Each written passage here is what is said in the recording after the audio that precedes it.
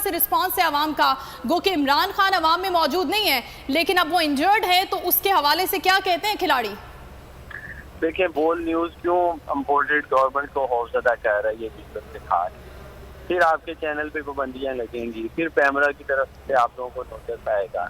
तो आप अपने ऐसे भी डाउन शार्ट बोले ना, दिखाएं कोई साइड से ले लें जिसमें लगे पब्लिक नहीं आएगा।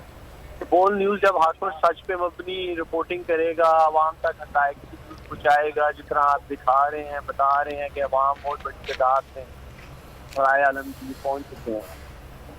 बुनियादी तौर पे हमारा लॉन्ग मार्च इम्पोर्टेड हुकूमत के असाब पर सवार है।